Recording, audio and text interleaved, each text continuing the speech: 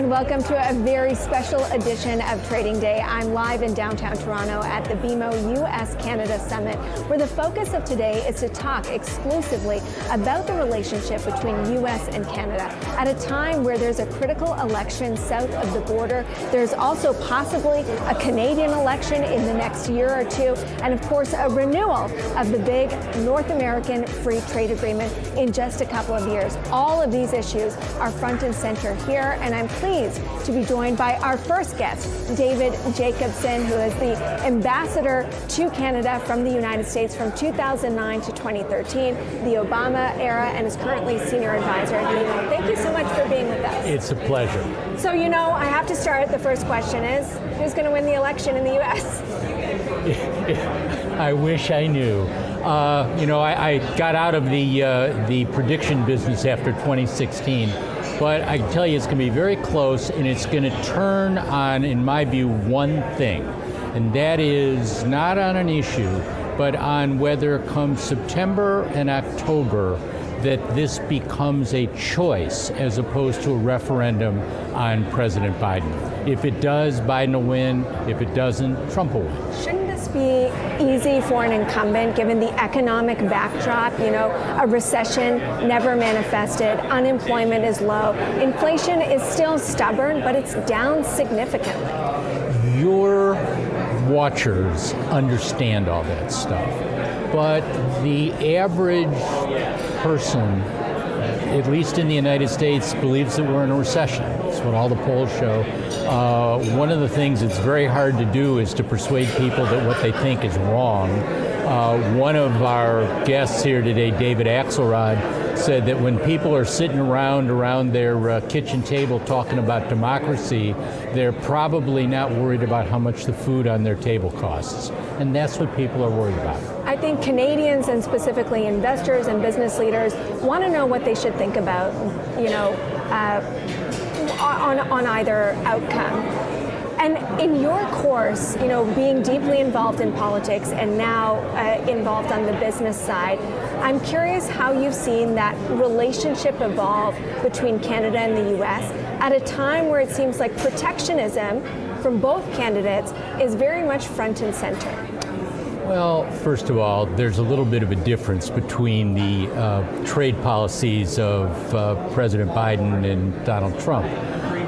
But clearly, and we've heard people talk about this today, clearly the trend is much more in terms of making sure that the middle class in the United States and in Canada have jobs and have good jobs. And so there's probably a little bit more protection.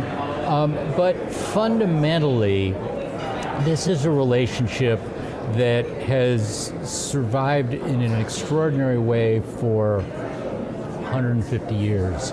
And, it survived one Trump administration, obviously. Can it survive another? Sure it can. Sure it can. But are there greater risks associated with it? Thinking about Bob Lighthizer, if he's back as U.S. trade representative at a time where those negotiations have to take place? I don't think it's any secret that there may be more tension, trade tension, not just between the United States and Canada, but between the United States and the world, if President Trump is reelected. He's talked about an across-the-board 10% tariff, tariffs against China of gigantic proportion. I think were those things to happen, it would do a lot to hurt both the American economy and the global economy, maybe a real lot. So it's legitimate to be concerned about that. But one of the things that I've learned in my days, not just in politics, but in business, is that the most important thing for business is to know what's coming, predictability. You can adapt to almost anything.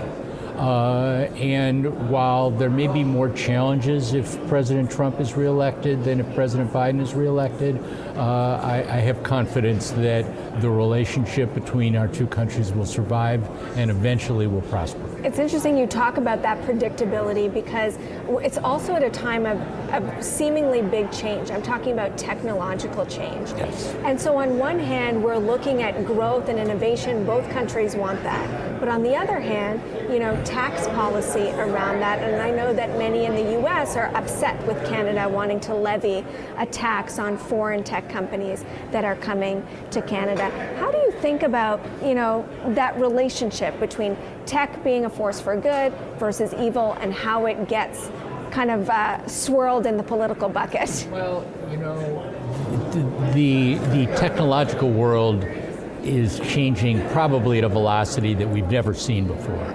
But back when I was the ambassador several years ago, people were saying the exact same thing. And it was creating the exact same kinds of problems. And there were the exact same kinds of respective regulatory issues, and we work our way through it. Again, it is a challenge. We are in, as Tom Friedman called it, the age of acceleration. That's very true. It is a challenge not just to business, but to society in general, and we've got to learn to adapt. But there really are new and different kinds of challenges, particularly with artificial intelligence. It's going to have a huge impact. Nobody knows quite what it will be on jobs, on the workforce, on our daily lives. There'll be parts of it that will probably make our lives a little bit better, maybe a lot better, and there will be parts that will challenge us. And we've got to figure out how to do it. We've adapted to every other technological change.